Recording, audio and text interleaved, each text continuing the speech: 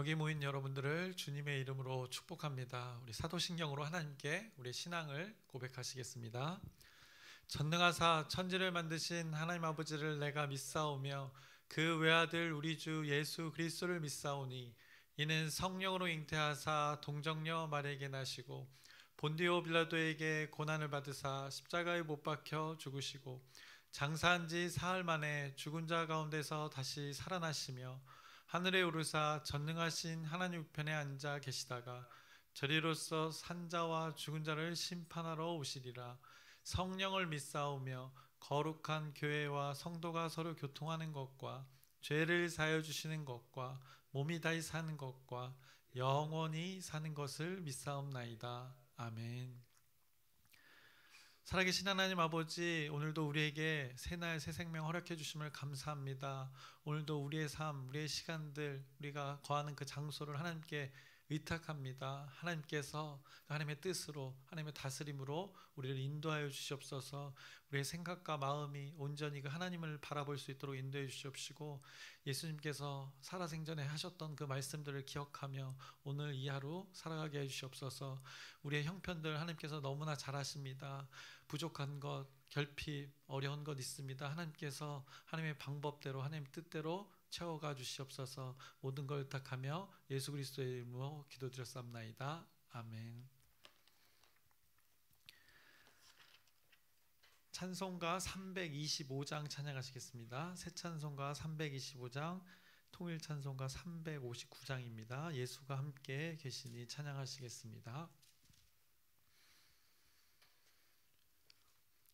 예수가 함께 계시니 시험이 오나 겁없네.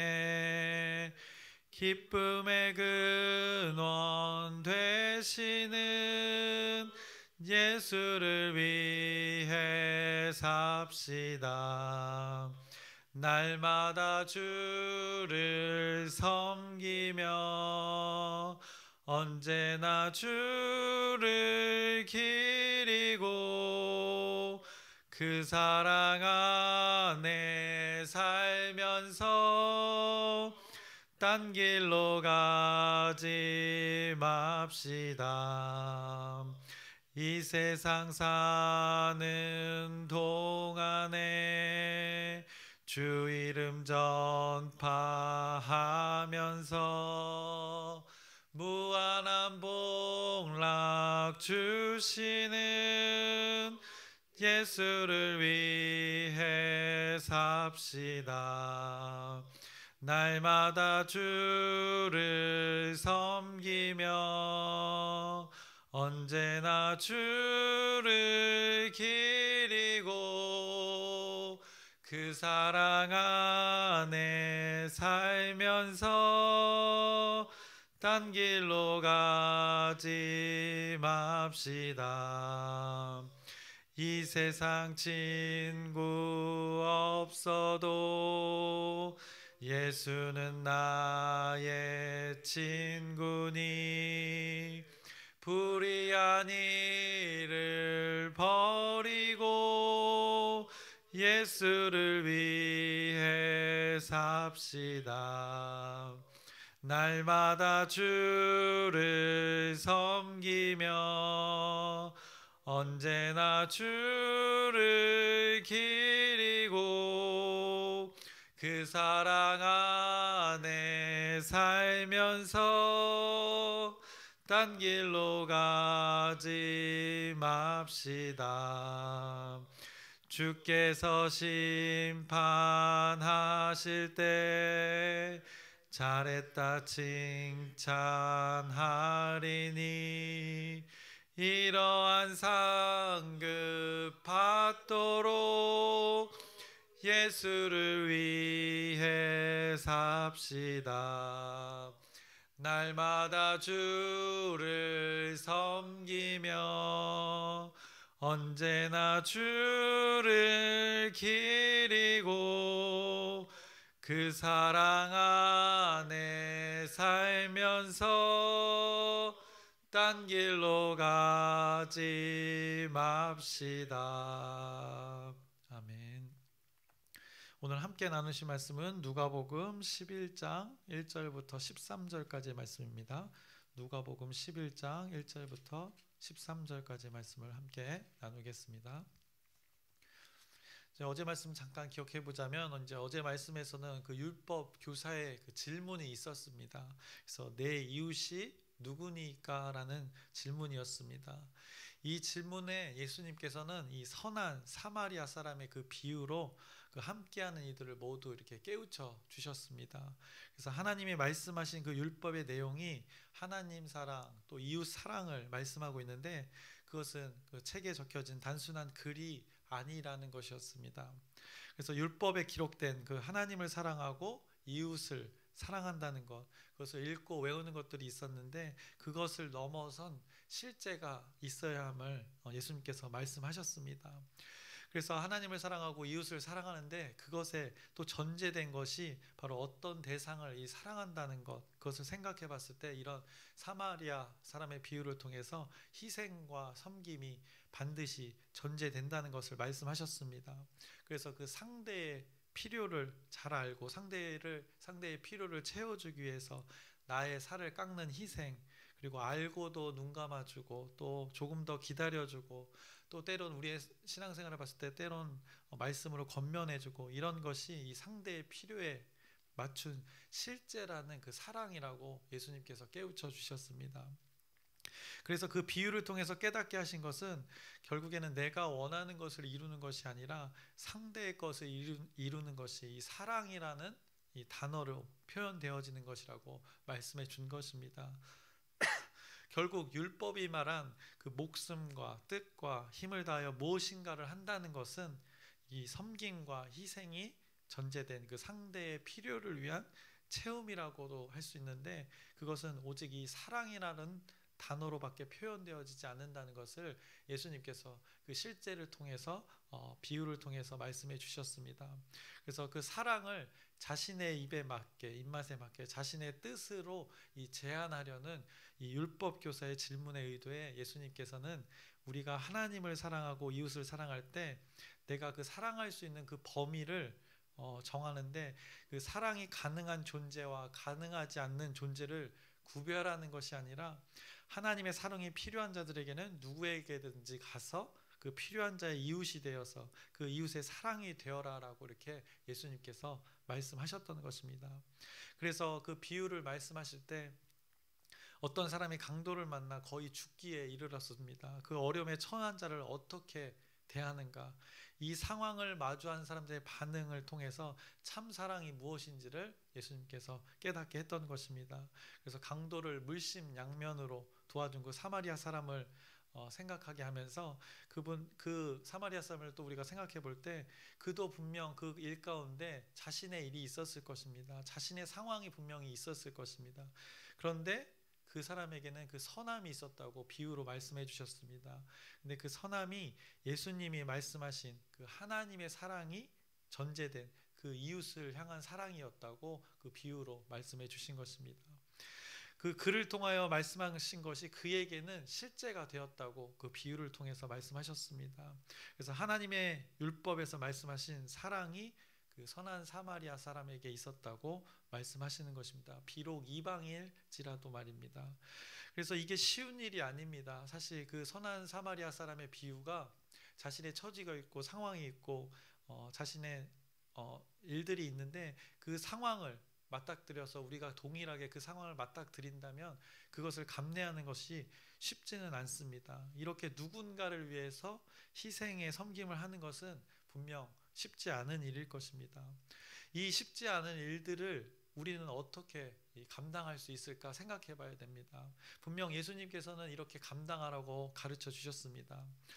이것을 또 감당하라고 가르치시고 말씀하신 예수님도 이 일들을 공생애 통해서 사역을 통해서 감당하셨는데 이 일들을 어떻게 감당하셨는가? 예수님도 지금 사람의 모습이십니다. 분명 육체의 그 한계를 통해서 육체의 일들을 경험할 수밖에 없는 존재로 또 사람의 모습으로 살아가고 계십니다. 인간들과 동일한 이 몸을 가지고 이 땅에서 사셨습니다. 그러면 이 하나님의 뜻인 사랑을 가지고 본인도 스스로 당신도 스스로 가르쳤던 그 말씀대로 가르치신 대로 이웃이 되는 일들을 예수님도 감당하셨어야 했는데 어떻게 이것들을 감당하셨는가? 다시 질문해 보자면 예수님은 사람의 모습으로 오셔서 그 하나님 아버지의 일들을 감당하며 사셨는데 예수님께서는 어떻게 이 사람의 모습으로 이 하나님의 뜻을, 하늘의 뜻을 이루며 사셨을까 우리는 생각해 봐야 되는 것입니다. 예수님이 초능력자여서일까요? 성경은 예수님이 늘 사역 가운데 하셨던 것을 이 복음서에 반복해서 빼놓지 않고 기록하였습니다. 어떻게 보면 아주 당연한 것이지만 아주 중요한 것을 예수님은 늘 사역 가운데 하셨다고 고백하고 있습니다. 이 이웃을 감당하는 일, 그리고 가르치는 일, 이 사랑을 전하는 일, 이웃이 되는 일 가운데 예수님께서 하셨던 일, 이렇게 너희가 어떻게 감당할 수 있는가를 오늘 본문에 말씀하고 계십니다. 그래서 오늘 본문 11장 1절의 말씀을 보시면 이 이웃에 대한 말씀을 하시고 예수님께서 이렇게 하셨습니다. 예수께서 한 곳에서 기도하시고라고 성경이 증언을 합니다. 우리가 늘 기도하는 이유 중에 하나가 예수님의 삶을 담기 위해서입니다. 우리가 기도로 준비하고 기도로 과정을 지나고 또 기도로 이렇게 마무리하는 것, 예수님이 그렇게 하셨기에 이 땅에서 살면서 몸소 보여주셨기에 우리도 그의 삶을 본받아서 우리의 삶을 그렇게 살고 있는 것입니다. 예수님이 이렇게 늘상 기도하셔서 그랬는지 제자 중 한 명이 이제 기도에 대해서 묻습니다. 제자들도 기도를 해 보았을 것입니다. 그런데 예수님이 하시는 기도는 무엇일까라고 이렇게 궁금해했던 것입니다. 예수님은 늘상 기도하시는데 그 기도의 내용이 무엇일까 이것이 궁금했던 것입니다. 그 궁금증을 통해서 예수님이 구하는 것을 자신들도 구해서 참 기도가 무엇인지를 그들이 제자들이 알고 배우고 싶어 했던 것입니다. 그래서 그때 예수님께서 기도가 무엇인지 그들에게 또 답을 해 주십니다. 그래서 2절의 말씀을 보시면 이렇게 대답해 주십니다. 예수께서 이르시되 너희는 기도할 때에 이렇게 하라라고 질문에 또 궁금증에 대해서 답을 주십니다. 기도할 때 구할 것, 고백할 것이 무엇인지를 분명하게 가르쳐 주십니다. 그러면서 기도의 대상을 먼저 언급하십니다. 우리가 잘 아는 이 주기도문이 이제 여기에 기록되어져 있는 것입니다. 기도의 대상을 먼저 언급하십니다. 이렇게 기도하라 말씀하시고 아버지여라고 이렇게 예수님께서 말씀해 주십니다. 그래서 아버지의 역할에서의 어떤 것을 강조하는 것입니다. 아버지라 부르는 것은 이 아버지의 역할에서 바로 이 결정권을 강조하고 있는 것입니다. 아버지여라고 부르는 것에는 이 가족에서의 그 아버지의 역할에서 아버지가 이 가족을 향한 그 돌봄과 희생을 위해 모든 것을 결정하는 그 역할을 담고 있는 이 호칭이 되는 것입니다. 당시의 문화를 생각해 봤을 때 당시의 문화는 가족 공동체에서 이 아버지의 결정권이 대단했습니다. 모든 것을 이 좌지우지하는 결정권을 아버지가 가지고 있었습니다. 더욱이 당시의 아버지는 많은 것을 이 책임지는 자리였던 것입니다. 지금의 아내를 자신의 아내를 자신의 자녀들을 지켜내는 역할을 했던 것이 당시의 아버지의 역할이고 자리였습니다. 지금도 그런 것이 어쩌면 당연한 것이지만 당시에는 역할적으로 봤을 때 더 강조되던 그 시대였습니다. 그 아버지가 행사하는 그 결정권의 의미를 담아서 아버지라 부르는 것입니다. 모든 것을 결정하시는 그 하나님 아버지를 부르라는 것입니다. 세상을 주관하시는 그 하나님 아버지를 그렇게 부르라고 말씀하십니다. 그렇게 하나님을 아버지라 부르라 말씀하십니다. 그 아버지께서 어떻게 보면 자신을 아버지라 부르는 자를 인도하실 것이라고 이렇게 가르쳐 주시는 것입니다. 그 대상을 하나님을 향해서 아버지라 부르게 하고 그 다음에 이렇게 말씀하십니다. 이름이 거룩히 여김을 받으시오며라고 또 언급해 주십니다. 그런 모든 것을 결정하고 주관하시는 그 하나님 아버지의 이름이 영광 받으소서라는 그 존경의 고백을 기도 가운데 말하라고 구체적으로 알려주시는 것입니다. 즉 하나님의 존재가 자신들에게 구별되어져서 존경과 그 영광을 받는 존재입니다라고 이렇게 기도 가운데 말하라고 예수님께서 제자들에게 알려주시는 것입니다. 그 영광과 존귀한 그 존재의 다스림이 구하는 자들에게 있기를 결국에 고백하라고 말씀하시는 것입니다. 이 고백이 이름이 거룩히 여김을 받으시오며에 담겨져 있는 것입니다. 그러면서 나라가 임하시오며라고 또 고백하라고, 이렇게 하라고 말씀해 주십니다. 결국 나라, 하나님의 다스림, 그 하나님의 나라가 구하는 모든 자들에게 있기를 말하라라고 이렇게 가르쳐 주십니다. 그래서 하나님의 다스림이 필요한 곳에 하나님의 뜻이 적용되어지도록 기도를 통해서 이 하나님의 다스림을 고백하라고 말씀해 주십니다. 또 이어서 우리에게 날마다 일용할 양식을 주시옵고라고 이렇게 말씀하십니다. 결국에 영육 간의 그 필요, 사람에게 꼭 필요한 것, 그 영육 간의 필요를 구하라고 기도 가운데 고백하라고 손수 알려주십니다. 우리의 필요를 구하는 것인데 우리에게는 하루에 필요한 분량이 있다는 것을 이 가르침 가운데 말씀하십니다. 그날그날의 필요가 있다는 것입니다. 그래서 날마다라고 표현하신 것입니다. 그래서 인간의 속성과는 다르게 매일 그날의 것을 구하라고 말씀하십니다. 우리 인간들은 어떻습니까? 인간의 속성, 쟁겨놓기를 원합니다. 쌓아놓기를 원합니다. 왜냐? 앞으로의 일들을, 내일의 일들을 신뢰하지 못하기 때문입니다. 앞으로 그리고 내일의 일들을 우리가 알지 못하기 때문에 염려와 그 근심에서 더 소유하고 있어야 우리가 안심을 갖는 것이 인간의 본성이고 본능이기 때문에 이것이 강화되면, 이 본능이 강화되면 욕망이 되기 때문입니다. 그래서 예수님께서는 그 날마다의 것, 날마다의 필요를 구하라고 이렇게 깨우쳐 주고 계시는 것입니다. 그러니 예수님께서는 이렇게 구하라 말씀하시는 것입니다. 일용할 양식을 날마다 구하라, 우리에게 날마다 일용할 양식을 주시옵고라고 이렇게 고백하라 말씀하시는 것입니다. 하루의 분량 날마다 구하라고 강조하신 것입니다. 결국 이것은 무엇을 말하는가? 오늘도 내일도 모레도 그렇게 우리들의 그 필요를 채워주실 분이 너희들이 부르는 그 하나님 아버지니까 이렇게 고백하라고, 그 하나님 아버지를 신뢰하면서 날마다 일용할 영육 간의 양식을 구하라고 이 기도의 이 방법을 알려주시는 것입니다. 이것이 하나님의 다스림이 될 것이라고 알려주시는 것입니다. 이렇게 고백하면 이 일들이 너희 가운데 이루어진다고 알려주시는 것입니다. 그리고 인간에게 어쩌면 가장 어려운 것, 그것을 하나님께서 이렇게 말하라 말씀하십니다. 기도 가운데 4절을 보시면 우리가 우리에게 죄 지은 모든 사람을 용서하오니 우리의 죄도 사하여 주시옵고 우리를 시험에 들게 하지 마옵소서 하라라고 말씀하십니다. 기도 가운데 이것을 고백하라 합니다. 어떻게 보면 인간이 가장 하기 어려운 것 중에 하나가 이 바로 용서입니다. 우리에게 잘못을 한 상대를 용서하는 것 쉽습니까? 불합리하게 나에게 해를 끼친 것, 만약 여러분의 마음을 누군가가 상처나게 했습니다. 그것을 용납하는 것이 쉽습니까? 우리는 보통, 저도 그렇지만 나를 뭘로 보고라고 이렇게 우리는 먼저 생각부터 합니다. 또 어떤 분은 이런 마음의 상처는 쉽게 걷어낼 수 있다고, 방어할 수 있다고 생각합니다. 나는 원래가 쿨해서 그런 것에 영향을 안 받는다 말씀을 하기도 합니다. 그러면 제가 누군가에게 마음의 상처를 받은 것에 대해서 이야기했는데, 그러면 여러분이 실질적인 엄청난 그 재산의 피해를 누군가로부터 받았다고 생각해 보시길 바랍니다. 여러분에게 몇 억의 손해를 주었다고 생각해 보시길 바랍니다. 여러분의 그 집들이 있을 텐데 여러분의 집값만큼 불리하게 누군가가 여러분에게 손해를 주었다고 한번 생각해 보시길 바랍니다.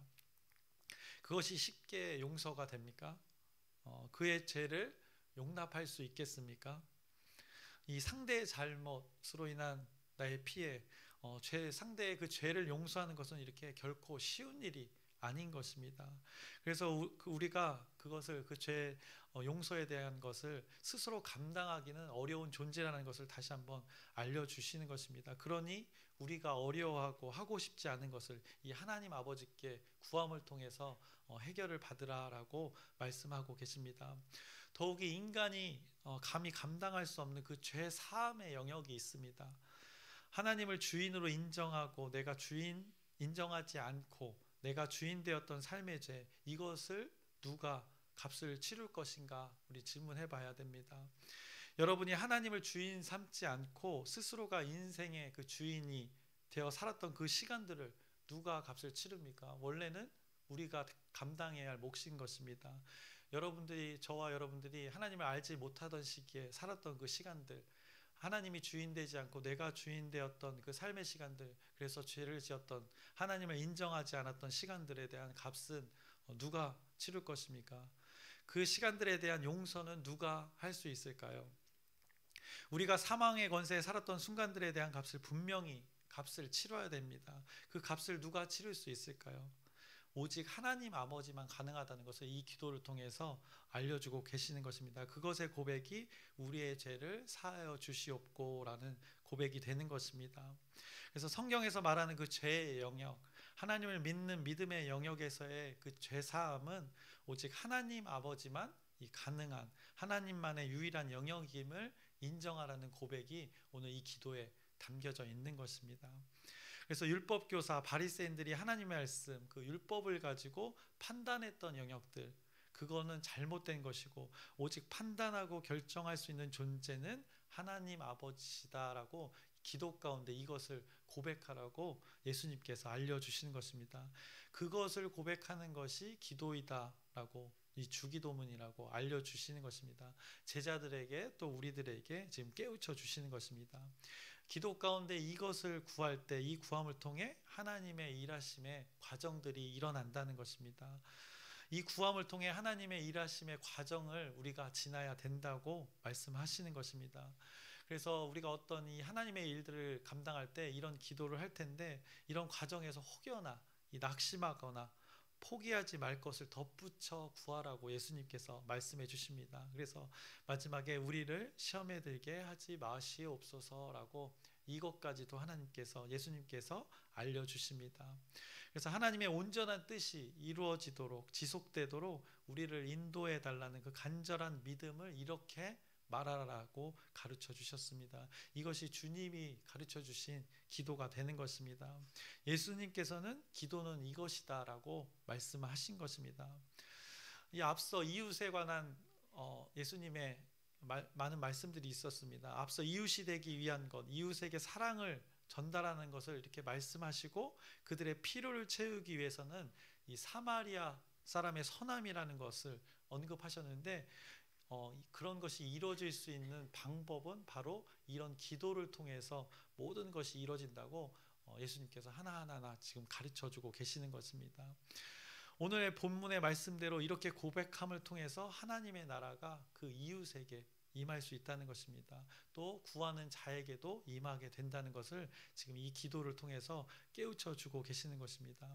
하나님이 사람의 모습으로 오신 예수님조차도 이렇게 기도하셨다고 알려주고 계시는 것입니다. 그래서 이 말씀을 통해서 오늘 이 시간의 기도가 이러했으면 좋겠습니다. 오늘 주기도문 우리에게 어렸을 때부터 많이, 그리고 매일 고백하는 기도입니다. 그런데 어떤 주문이 아닙니다. 예수님께서 가르쳐 주신 많은 것이 담겨져 있는 하나님이, 예수 그리스도가 알려주신 기도의 방법이 되는 것입니다.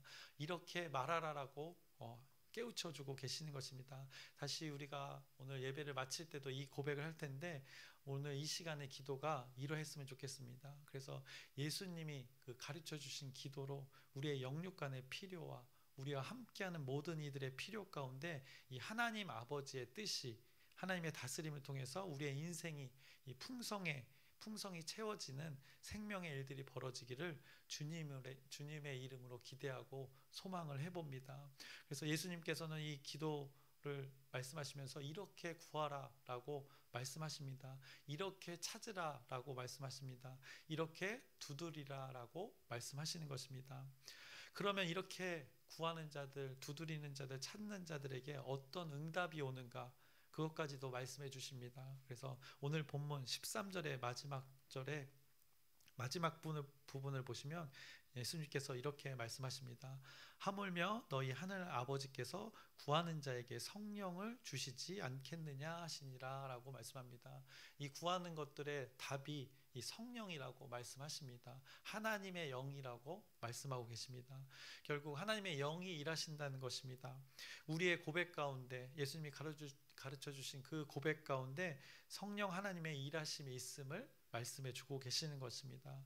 그래서 예수님이 몸소 보여주신 그 기도의 본보기를 오늘 여러분의 기도 가운데 적용해 보셨으면 좋겠습니다. 그래서 그 적용을 통해서 하나님 아버지의 뜻이 하나님의 영의 일하심을 통해서 예수 그리스도의 이름으로 이 하나님의 다스림이 하나님의 나라가 오늘 여러분의 삶 가운데 또 우리 공동체 가운데 우리의 장소와 시간 가운데 있기를 주님의 이름으로 축원합니다.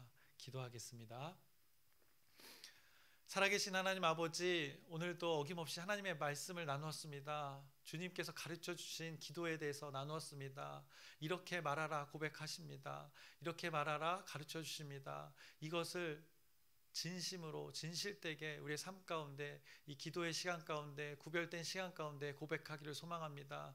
나의 마음 가운데 그 용서하지 못하는 것들이 있습니다. 내가 할 수 없기에 오늘 이 기도를 통하여서 이 말씀을 근거로 고백하길 소망합니다. 또 우리가 할 수 없는 것들 너무나 많습니다. 우리의 영역이 아닌 것들이 있습니다. 그 성령 하나님의 일하심을 구합니다. 이 구하는 것 가운데 하나님께서 역사해 주시옵소서. 더욱이 우리가 이웃을 향해 나아갑니다. 그 하나님의 사랑이 필요한 자들을 향해서 우리가 시간을 구별하여 장소를 구별하여 나갑니다. 그때 성령 하나님께서 하나님의 영께서 우리 공동체를 인도하셔서 그 하나님의 일들이 풍성히 열매 맺는 귀한 일들 될 수 있도록 구하게 하여 주시옵소서. 예수 그리스도의 이름으로 기도드렸사옵나이다. 아멘. 하늘에 계신 우리 아버지여, 이름이 거룩히 여김을 받으시오며 나라의 마옵시며 뜻이 하늘에서 이루어진 것 같이 땅에서도 이루어지이다. 오늘날 우리에게 일용할 양식을 주옵시고 우리가 우리에게 죄 지은 자를 사하여 준 것 같이 우리의 죄를 사하여 주옵시고 우리를 시험에 들게 하지 마옵시고 다만 악에서 구하옵소서. 나라와 권세와 영광이 아버지께 영원히 있사옵나이다. 아멘. 우리 기도 제목 나누고 함께 기도하겠습니다. 전도를 위해서 기도 부탁드립니다. 어제 여러분의 기도 덕분에 이제 하나님께서 사람을 만나게 하신 일들이 있습니다. 이제는 하나님께서 일하실 것이니 오늘도 의심치 말고 하나님을 신뢰하는 기도 부탁드립니다. 그래서 우리가 전도 프로젝트를 하는데 요일마다 장소와 시간을 정해서 하는데 오늘은 오전에 이제 9시에 또 사업자가 현장에서 황평택 장로님이 감당하시기로 구별하였습니다. 장로님을 위해서 여러분의 또 기도 부탁드립니다. 오후 4시에는 또 서재욱 전도사님이 학교 앞에서 아이들을 향해서 나아갈 텐데 그 장소와 시간 가운데 하나님께서 역사하실 수 있도록 여러분의 기도 부탁드립니다. 그래서 이분들을 위해서 또 함께 기도로 동역해 주시기 부탁드립니다. 그리고 오늘 저녁에는 또 수요 예배가 있습니다. 고린도 교회의 일들을 우리에게 적용해 보고 있습니다. 그 예배 시간 가운데 우리의 예배가 온전히 드려질 수 있도록 여러분의 또 기도 부탁드립니다.